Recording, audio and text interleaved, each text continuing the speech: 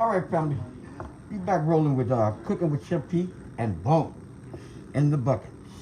And today on tap, this blessed Monday evening, the chef is going to show you guys how to make cabbage and squash with smoked neck bones and potatoes. Goes a little something like this. Okay, you see my cabbage. Cabbage is drained and clean and ready to go. You see the squash and onions and carrots and stuff back there that's going to accommodate this cabbage. And here is that smoked neck bone, okay? Smoked neck bone. I took the meat off the bones, family. You can leave the bones on for those who like to suck on bones or whatever. But I like to debone my meat. And here's those potatoes. And we're going to get this party started in just a second. Cooking with Chef Peasy and Bonz. Bonz in the bucket. Featuring Chef P. Double baby. Woo. God bless everyone. Okay, cabbage. We know cabbage don't take long to cook. Now I don't know how you guys. A lot of people out there, they overcook the cabbage. I like mine to have just a little bit more crunch texture to it. So we're going to get this party started. I'm going to start off by adding a little olive oil to my saucepan.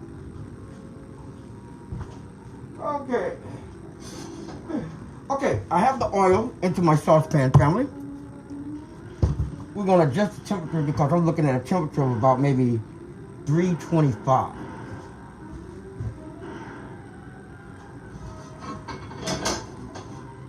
We want to get that saute pan nice and hot. I just coated it with the olive oil, and we're going to commence to dumping in the cabbage, the squash, the onions, the carrots, and of course the smoked neck bone and potatoes. We're going to put all of this into. The chef made some cornbread bowls, okay? We're going to put all those ingredients into the bowl. Hold on. Okay. How you doing there, Larry? God bless you, my friend. Thanks for joining in. I'm about to get busy on this cabbage and squash and smoked neck bones and potato. Give me 1 second. Okay, I'm going to drop the cabbage down, family.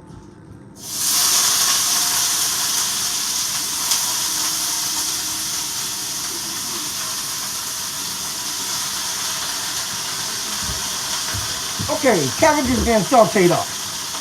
We're going to let that cabbage cook down for about maybe 3 minutes. And then I'm going to commence to add all this heavenly glory that I just mentioned. Okay? And by the way, as you can see what's going in, the smoked neck bones, the potatoes, the squash, carrots, peppers, onions, and this stock over here is what I boiled the beef neck bone. So I keep my stock. You know, I always keep that because bones make good stock, family. And what I'm going to do with this here is freeze it and hold it back for a later date. But I'm going to use some of this on this cabbage that we got going. Okay? I'm going to use some of that stock right on this cabbage. We're going to let this cabbage cook down for just a bit. And you know, most people like cabbage. Actually, it's a healthy way of eating. The juice from the cabbage is good for high blood pressure, diabetes, and all the above. Just the natural juice from the cabbage, okay? I'm not talking about the stock from the meat, okay? Now, for you vegetarians out there, you can take this dish and you don't have to add any meat. You know, you just add what I'm doing right here, and saute it off with some olive oil, and you'll be good to go. Okay? For the vegetarian and the vegans. Okay, let's get this party started. Cabbage is cooking down the way I want it. Larry, I'm getting busy with this cabbage, man. I hope you like what you see. Follow me on Instagram if you have that. Twitter. YouTube coming soon. YouTube channel is coming with Chef P and Bonz. And we're going to take it a little step further. I really want my own cooking network because I got a lot of things to introduce to the cooking industry. Okay.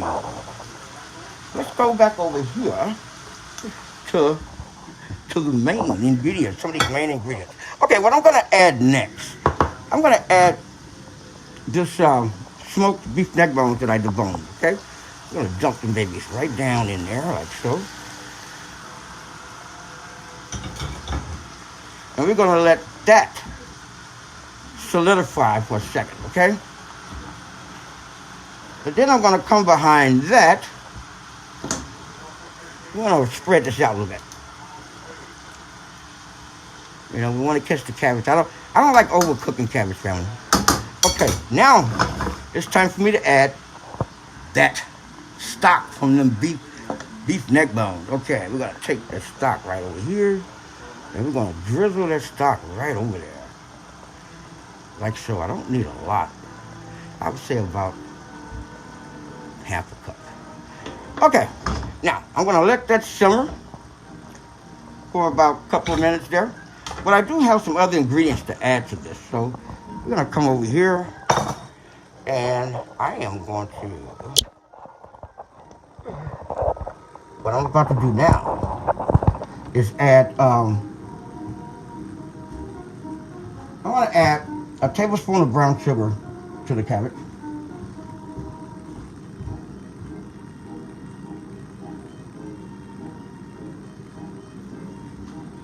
Okay, the chef just added a tablespoon of brown sugar. Next, I'm gonna add, I make an herb and spice that I call a one-step. And I call it the one-step for one reason, because it's a one-step.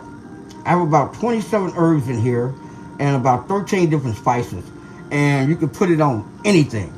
That's why I call it the one-step. It makes life easy for me. Seafood, chicken, pork, lamb, beef, it doesn't matter. One step. Okay, now, what I'm going to do now is add about a tablespoon of one step over this product.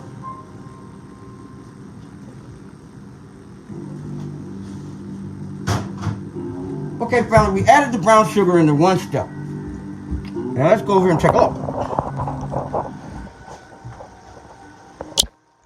Okay, the brown sugar in one step is added. Now, the thing is to incorporate all this heavenly glory. You know, I'll be in the kitchen sometimes late at night because I can do what I do and I feel comfortable when I'm working by myself. And I'll be in the kitchen late at night. When all the world is asleep within their dreams, I'm in the kitchen late at night. A cooking feeling takes control over me, and I can't fight it. So I go into the kitchen late at night, all alone. I stir the pot until I find someone who is cooking like me, looking for that perfect recipe, cooking with Chef P. That would be me. I think it's time to add the squash and the other ingredients. Let's go over here and add the squash and the peppers and everything else, because the cabbage is cooking down. Okay, we're going to add the squash and the carrots and peppers, which gives it a lovely color. The cabbage is cooking down very well, and you want to incorporate this really good, family. Okay, the next step is to add the potatoes. It'll cook this down really, really good. You know? The chef's been doing this for many years. That's why I think I deserve my own cooking show. And God is going to bless me with it. I'm on his time, so I have no worries.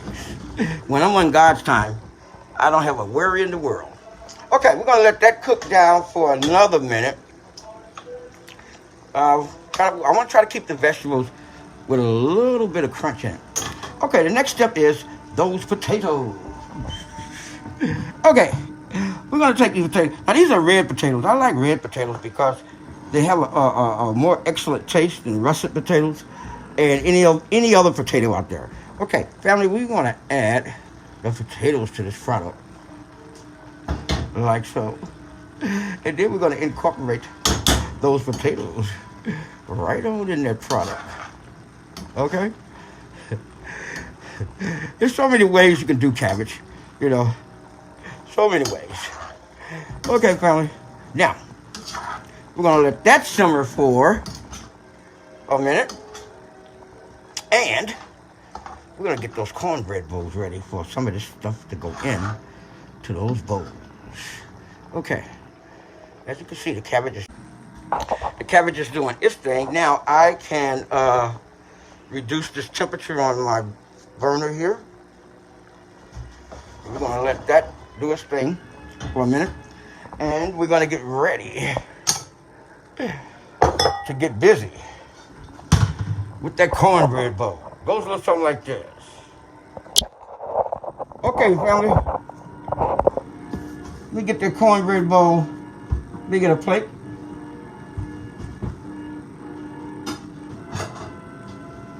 Okay, we got an empty plate here. I'm going to grab one of those bowls.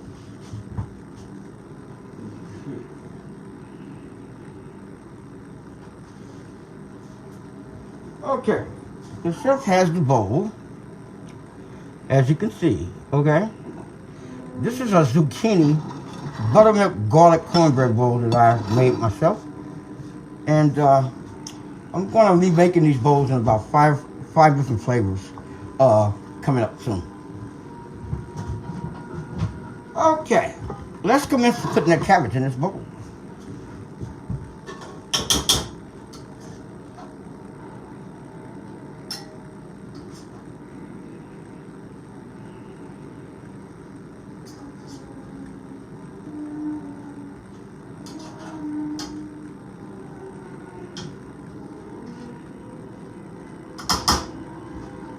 Okay, step is back. We got the cabbage, which consists of potatoes, squash, onions, smoked neck bones, and all the above. Now my job is, when my famous restaurant get open, you're going to see this product, and people are going to be coming from all over. Okay, we're putting the cabbage right into the cornbread buttermilk, the zucchini buttermilk garlic cornbread. Like so. And I think I'm going to put just a little bit around the bowl too, just for a more lovely presentation, the presentation of the product. I don't want to hide the bowl, but you know, when you're serving guests, you want to try to make everybody happy, and sometimes it's hard. But I'm blessed if I can make 80% happy. Okay, family. You've just been cooking with Chef P, and the chef just showed you guys how to do the cabbage. And next, I'm going to come back and show you how to make these cornbread bowls. I'm just waiting on the molds to be delivered. Okay, that is the bowl, as you can see. Cornbread bowl filled with all that heavenly glory. Yep, it's filled with all the heavenly glory, family.